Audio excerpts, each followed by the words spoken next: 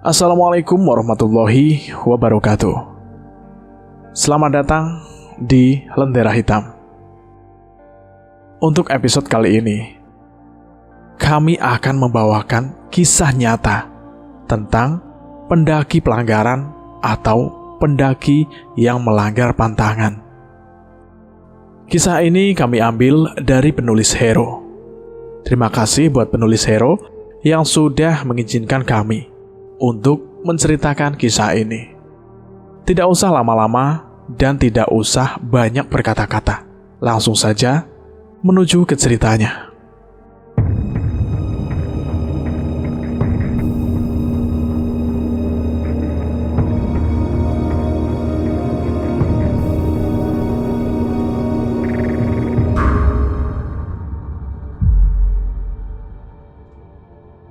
Dia hanya diam memandangi kami yang belum jauh dari sungai. Aku yang merasa aneh, berpandangan dengan Mia dan memutuskan turun lagi untuk menanyakan ada apa dengannya, yang barangkali dia ingin minta bantuan kami. Namun baru saja kami berniat turun dan menoleh ke arahnya, sudah tidak kami lihat lelaki itu. Kami kembali berpandangan, hingga suara lelaki itu seperti tepat di telinga kami, mengatakan hal yang sama antara aku dan Mia. Pulang. Halus dan dingin sekali bisikannya, membuatku dan Mia menoleh mencari lelaki itu yang seharusnya ada di dekat kami dengan suara sedekat itu. Dan hal yang tidak kami sangka, lelaki itu tengah berdiri di tempat yang lain, di sisi pohon yang besar. Mia menjatuhkan botolnya, pucat wajahnya, jelas ketakutan. Segera aku ambil botol yang dijatuhkan Mia dan menarik tangannya untuk segera pergi dari tempat itu. Sesampainya kami di tenda, aku segera memberitahukan hal ke Mia untuk tidak menceritakan hal itu kepada Ulil dan Rozi. Aku membuat Mia agar bersikap seperti tidak ada apa-apa. Kami yang baru saja sampai ke tenda, ternyata tidak menemukan Rozi dan lelaki itu. Hanya ada Ulil yang sedang memasak mie rebus untuk kami makan. Karena kami memang memutuskan untuk tidur di sana terlebih dahulu dan baru akan pergi ke puncak besok pagi-pagi sekali. Hal itu menjadi pertimbanganku agar perjalanan kami pulang pun tidak sampai larut malam. Menurut Ulil, Rozi akan menaiki puncak sore ini karena baru mendengar menurut lelaki itu puncak sangatlah indah sore ini dan mereka hanya sekedar ingin melihat matahari tenggelam, lalu turun lagi ke tenda. Aku yang mendengar hal tersebut, merasa itu tidak mungkin. Karena perjalanan ke puncak dari pos 5 pun, memakan waktu 1,5 jam. Itu pun jika mereka tidak bertemu kabut. Dan yang aku pertimbangkan juga, adalah perjalanan pulang mereka pun tentu malam hari, hingga mereka sampai ke tenda lagi. Semua aku pikirkan terlebih lagi, karena aku merasa ada yang janggal dengan lelaki itu. Dan mungkin juga karena kesalahan kami, bahkan kami tidak mengenal dia, baik namanya, pengalamannya, dan sebagainya. Aku yang khawatir terhadap Rozi, segera menyiapkan perlengkapanku untuk menyusul mereka. Setelah aku memberikan pengertian kepada Mia dan Ulil untuk menunggu di tenda saja sampai kami kembali, aku bergegas sedikit berlari agar paling tidak aku bisa mendekati mereka lebih cepat. Aku tidak menyangka akhirnya akan mendaki ke puncak sendirian seperti ini hanya untuk mencari temanku. Namun, yang aku pikirkan adalah ini pertanda kami dilarang untuk sampai ke puncak. Pusing aku memikirkan kejanggalan ini yang satu persatu mulai datang. Mulai dari aku yang hanya 30 menit sampai ke puncak, kemudian kembali ke tenda karena tidak menemukan mereka di puncak. Namun, mereka ada di tenda bersama Mia dan Ulil. Jika mereka memang turun saat aku sedang naik, seharusnya kami berpapasan di atas, dan rasanya juga tidak akan mungkin dia begitu sebentar untuk berada di sana, karena aku pun melihat begitu bagus pemandangan di puncak. Namun karena kejanggalan mulai banyak, aku memutuskan mengajak mereka turun juga, dan mengurungkan niat untuk naik ke puncak. "Yang benar saja kamu, Riz. Aku kesini kan buat lihat puncak," jawab Ulil saat aku meminta mereka untuk turun dan mengurungkan naik ke puncak. "Ada banyak pertimbangan kalau kita ke puncak, Lil. Apalagi itu mungkin juga bakal membahayakan kita juga," kataku sambil menjelaskan kepada Ulil. "Bukan masalah kan kalau kita naik besok. Itu juga udah perjanjian kita buat naik ke puncak besok," tegas Ulil. "Lil, percaya aja Lil, kita harus cepet-cepet turun. Perasaanku juga gak enak." Mia ikut membujuk Ulil. Ulil nampak begitu berat dan merenungkan pikirannya. Namun, baru saja kami berhenti bertengkar, tiba-tiba Rozi dan lelaki itu bangun dan mengambil ransel. Mereka berjalan untuk turun. Kami panik. Mereka yang tidak ikut perdebatan tadi dan hanya diam, tiba-tiba memutuskan turun tanpa memberikan pertengahan apapun kepada kami. Aku langsung mengambil ranselku, diikuti Ulil dan Mia. Kami bingung harus bagaimana, hingga aku pun meninggalkan tenda pemberian kakakku di sana. Aku mengejar Ulil dan Mia di depan untuk mempersiapkan perlengkapan yang sudah aku jelaskan apabila kami terpaksa akan melakukan pendakian maupun turun di malam hari. Aku pun menyusul Rozi yang berjalan di belakang lelaki itu untuk memberitahukan hal yang sama. Namun, aku benar-benar panik. Wajah Rozi begitu pucat, dan pandangannya terasa amat dingin sekali. Awalnya aku merasa, apakah Rozi merasakan hipotermia? Namun jika benar, seharusnya dia tidak bisa berjalan setegap ini. Aku memanggil Rozi untuk berhenti, namun tidak juga dihiraukan. Aku hanya berdoa, mengapa kejadian ini di pendakian ini begitu janggal? Sebenarnya apakah yang telah aku dan temanku lakukan? Semoga saja tidak ada hal yang begitu. Janggal di luar batas kemampuan kami. Sampai akhirnya, kemisteriusan gunung ini aku rasakan benar-benar besar. Karena lagi-lagi aku harus sampai di pos 1 hingga di depan mobilku sebelum jam 8 malam. Sedangkan kami meninggalkan pos 5 jam 6 sore. Lelaki itu langsung meninggalkan kami dan Rozi, langsung masuk ke dalam mobil. Begitupun Mia dan Ulil. Namun, aku menahan mereka. Aku ingin menyampaikan hal yang menurutku janggal. Karena aku pun tahu, kalau mereka tidak memeriksa suhu, jarak, maupun lamanya perjalanan kami.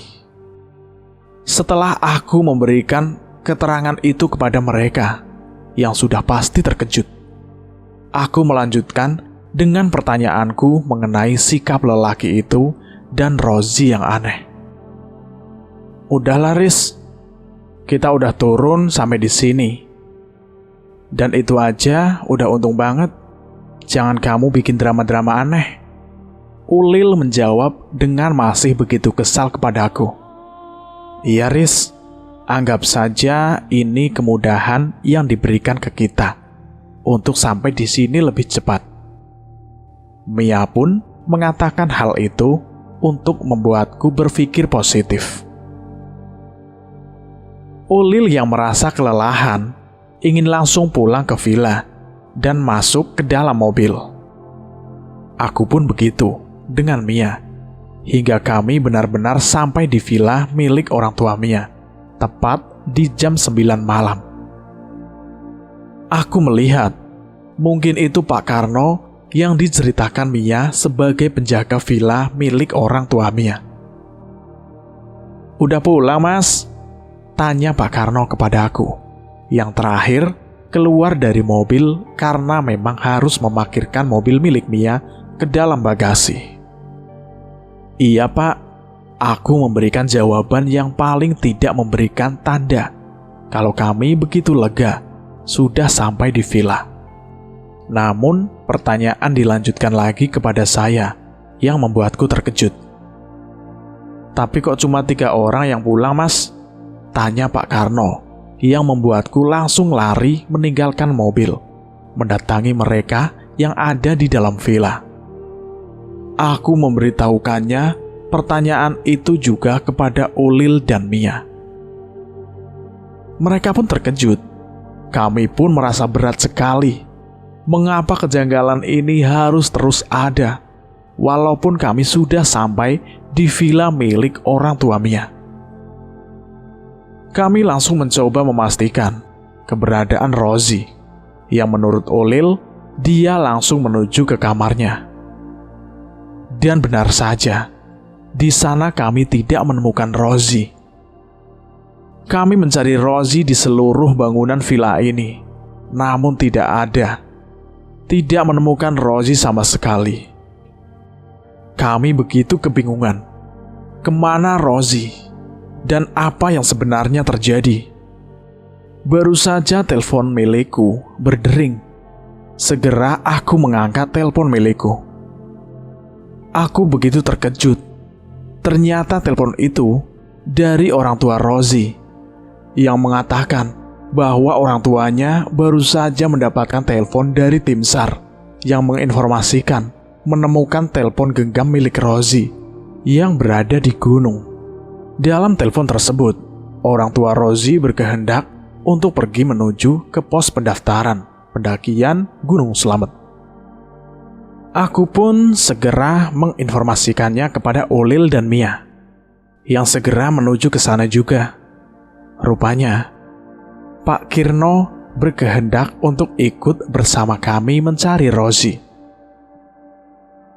Aku hanya bergegas dan sedikit mempercepat perjalanan kami menuju di pos pendaftaran, dan sudah amat ramai.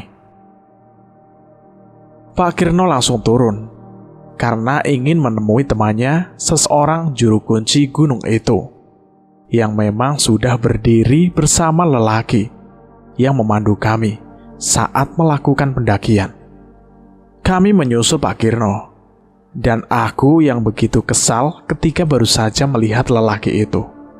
"Kemana Rozi?" Aku berdiri mendekatinya, dan aku pegang bajunya, hendak memukul lelaki itu. "Mas, maaf mas. Mas, tolong berikan waktu saya untuk menjelaskannya," jawab lelaki itu dengan gugup. Berdasarkan perkataan lelaki itu pun, menyangka bahwa kamilah yang tersesat. Karena dia mengatakan telah turun ke tenda setelah kami dari puncak bersama Rozi, namun tidak menemukan kami. Hanya tenda dan ruang terbuka di pos 5 yang sepi tanpa pendaki yang lain. Hal itu begitu janggal, karena pada saat itu justru kami turun dari pos 5 bersama lelaki itu dan Rozi. Begitupun dengan banyak tenda yang masih berdiri di pos 5. "Apa maksud kamu?" Aku begitu kesal mendengar perkataan lelaki itu.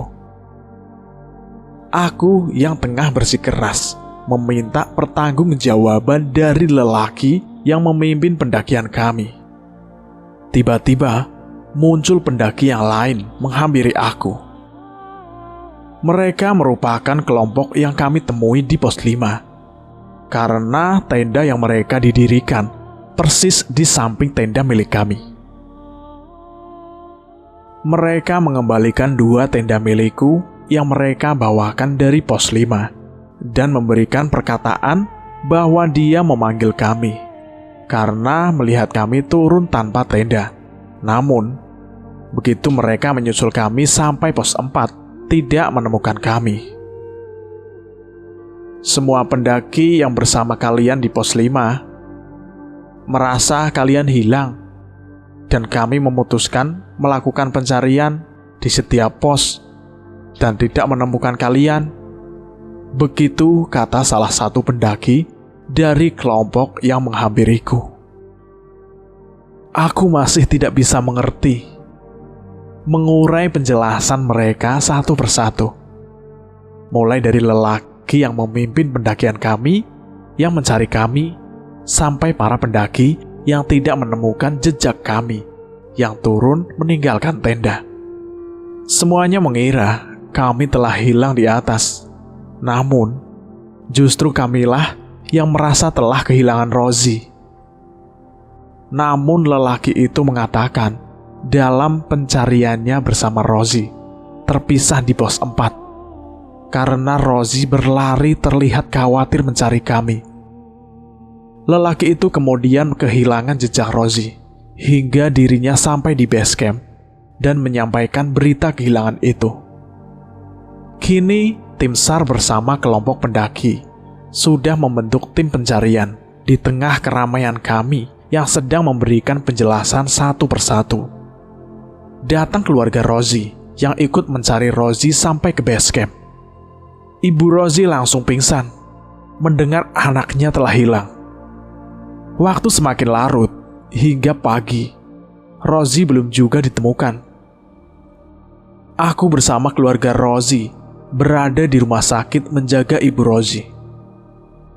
Kurang lebih hingga 3 hari kami belum juga pulang berada di rumah sakit. Kami hilang harapan, karena kalau hari ketiga kami tidak kunjung mendapatkan kabar Rozi, maka pencarian dihentikan karena cuaca yang kami terima dari Ulil yang harus bolak-balik ke base camp mencari kepastian. Sampailah saat Ulil menyatakan bahwa pencarian harus dihentikan, sementara dan kami harus pulang dengan tangan kosong tanpa menemukan Rozi. Upaya masih kami lakukan di rumah, dan berusaha apapun hasilnya kami terima dengan lapang dada. Kami sering menyelenggarakan tahlil di rumah Rozi, karena hingga hari ke-6 Rozi belum juga ditemukan. Aku sendiri sebenarnya memutuskan bahwa besok tepat hari ke-7 akan kembali ke base camp untuk mencari kabar selanjutnya. Karena kabarnya tepat di hari ke-7. Jika Rozi tidak juga ditemukan, kami akan menggelar pengajian di sana, mengenang kepergian Rozi. Namun tanpa hal yang kami kira, mendapatkan kabar dari Pak Kirno, penjaga villa milik orang tua Mia, bahwa Rozi ditemukan di salah satu aliran sungai dekat pos 3 dan sudah dievakuasi ke rumah sakit terdekat. Aku memutuskan ke sana bersama rombongan keluarga Rozi dan menemuinya di rumah sakit. Keadaannya begitu kurus dan lemas. Aku yang menanyakan banyak hal kepada Rozi. Upayaku berhasil karena dari sekian pertanyaan Rozi tidak memberikan keterangan. Wajahnya pucat, bibirnya kering. Dia mengatakan, "Jika kamu ingin anak ini selamat, kembalikan batu ini dan tukarkan nyawanya yang masih tertinggal di sana." Aku menggenggam batu itu. Aku langsung pergi meninggalkan semua di rumah sakit. Semua nampak kebingungan. Ternyata hanya aku yang mendengar apa yang dikatakan Rozi. Aku pergi menaiki mobil, namun disusul oleh Pak Kirno dan temannya, seorang juru kunci yang mengaku melihat batu yang diserahkan Rozi kepada aku. Kami bergegas untuk kembali naik ke gunung untuk mengembalikan batu itu. Dengan cuaca yang begitu lebatnya, kabut, kami mengantarkan batu itu dan segera turun kembali ke base camp. Namun, kabar berikutnya membuatku begitu lemas bahwa Rozi telah meninggal dunia di rumah sakit. Cerita ini pun selesai. Cukup sampai di sini. Begitulah penjelasan cerita ini. Ternyata Rozi membawa sesuatu dari gunung yang tidak seharusnya dibawa pulang. Bagaimana pendapat Anda tentang cerita ini? Silahkan tulis di kolom komentar. Terima kasih buat kalian yang sudah mendengarkan cerita ini. Terima kasih juga buat penulis yang sudah mengizinkan kami untuk menceritakan kisah ini. Cukup sekian dan terima kasih. Wassalamualaikum warahmatullahi wabarakatuh.